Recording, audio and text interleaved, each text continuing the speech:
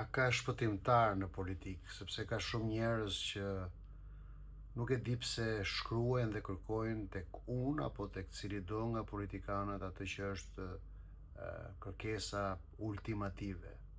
A do na shpëtoni, çfarë do bëni për ne, ose tallen me këtë gjë në momentin që na shohin që ne themi duam të bëjmë diçka. Po, ju do na shpëtoni, ju do e shpëtoni Shqipërinë, ju jeni shpëtimtarët.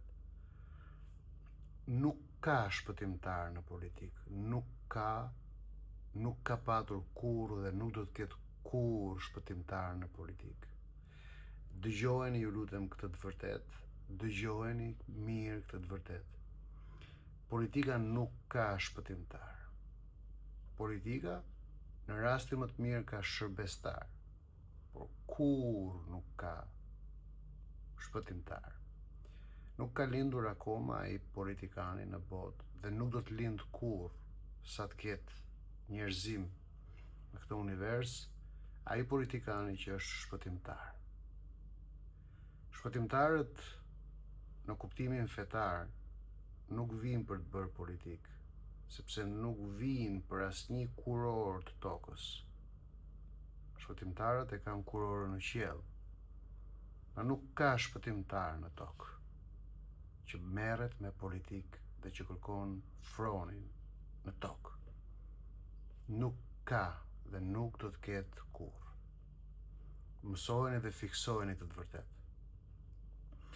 Ka njerëz të cilët vendosin të marrin përsipër, të shpalosin ide, qëllime, objektiva, të bashkojnë të tjerë njerëz dhe të konkurojnë për role, pozicione apo funksione politike, dhe këta njerëz ndahen në disa kategori, por për thjeshtësim të bisedës sonë po i ndajmë në dy kategori bazë.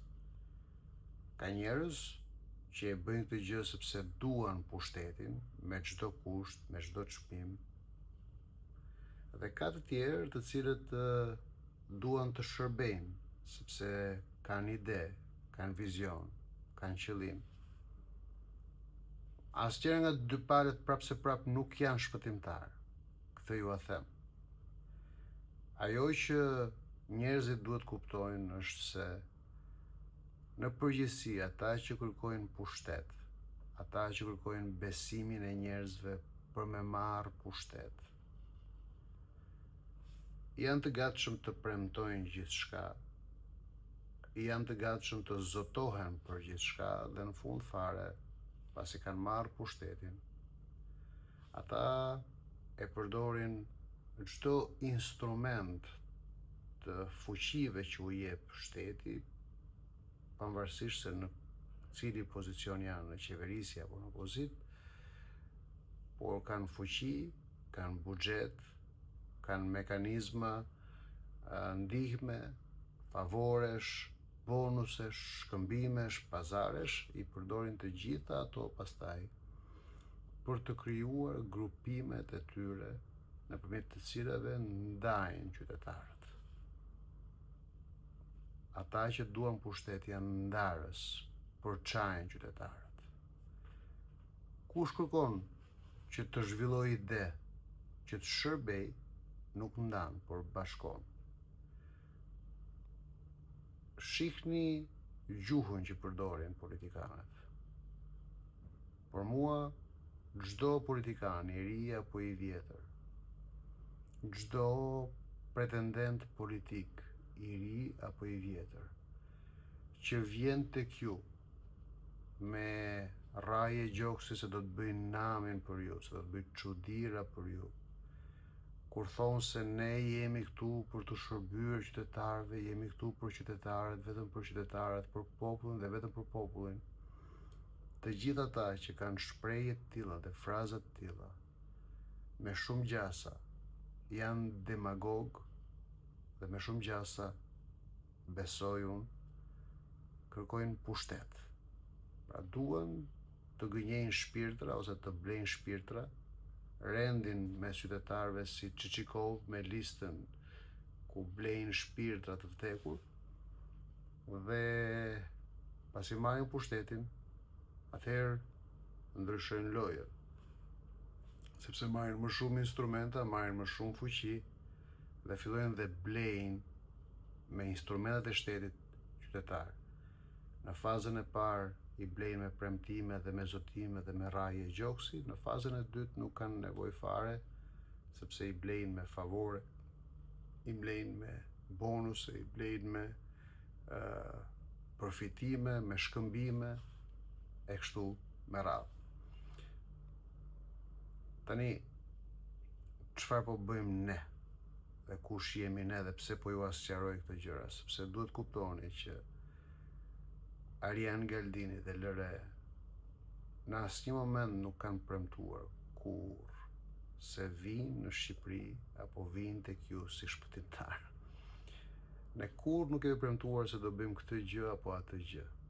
Ne kurrë nuk kemi marrë përsipër të bëjmë këtë gjë apo atë gjë.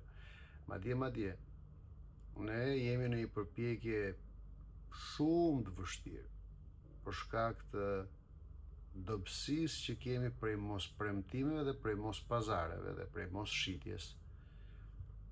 Ne po përpiqemi që t'u themi njerëzve se që gjërat të ecin në Shqipëri, që gjërat të ndryshojnë në Shqipëri, ne duhet të gjejmë një mënyrë të përbashkët për me u bë me njëri tjetrin të gjithë dalzocat, të gjithë ndërmarrës dhe sipërmarrës të barrës personale, dhe të gjithë të kontribuojmë me aq sa mundemi dhe me atë që mundemi që gjërat të ndryshojnë pak nga pak.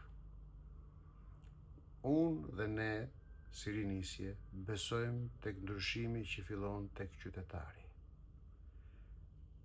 Ndryshimi që fillon tek qytetari nuk kërkon shpëtimtarin, kërkon thjesht guximtarin. Atë qytetarin që guxon që ta marrë për vete për sipër, të bëj pjesën e vet të detyrës. Nuk është politikani që bën diçka për ty, i dashur qytetar. Madje nëse doni politikanin e përsosur, kërkoni atë politikanin që zgjon në ty, i dashur qytetar, dëshirën, guximin dhe aftësinë për me ndryshu gjërat e tua, për me marrë përsipër pjesën tënde të gjërave që duhet të ndryshosh. Po e prite nga politikanët, do përfundosh i zhgënjur. Po e prite nga ata që duan pushtet, do përfundosh i gënjur dhe i zhgënjur, madje më keq akoma, i dëshpëruar. Lexojeni në Facebook-un tim, ju lutem. Lexojeni në Facebook-un tim edhe ato që unë kam shkruar për porosinë e fundit të Lasgushit, edhe për porositë që na lanë Konica, Noli, Lasgushi dhe të gjithë etrit e mendimit shqiptar.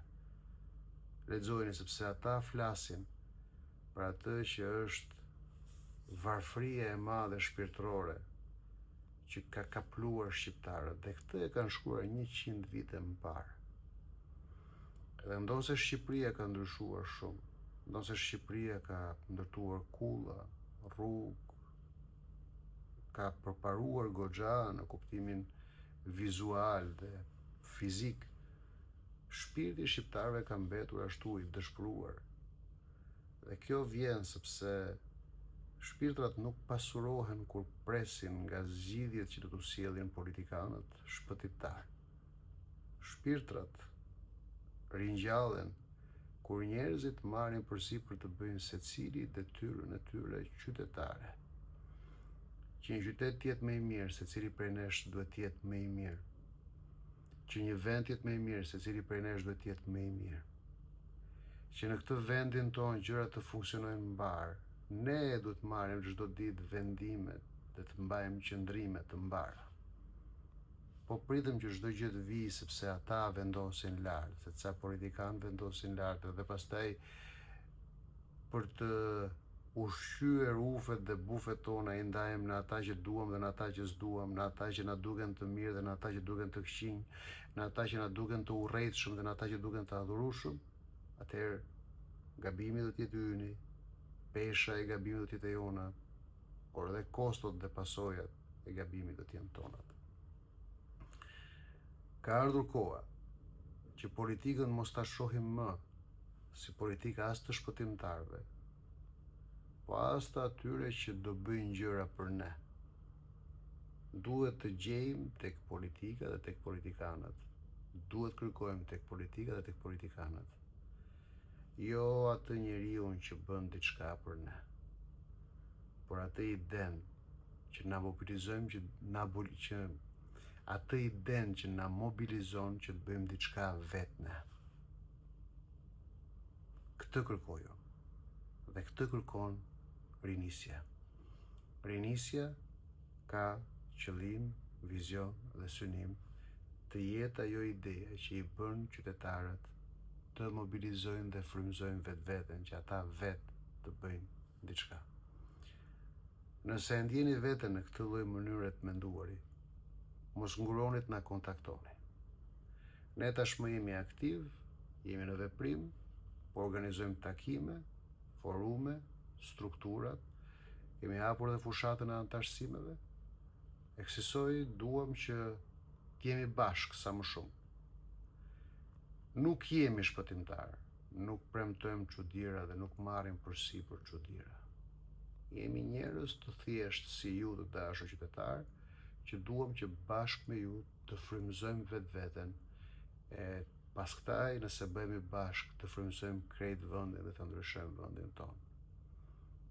Nëse jeni dakord, nëse kjo është gjëja që flet me shpirtin, me mendin dhe zemrën tuaj, na kontaktoni dhe takohemi, flasim, ballafaqohemi, shkëmbejmë ide, shkëmbejmë mendime, e ndoshta edhe bashkohemi edhe në veprim. Faleminderit.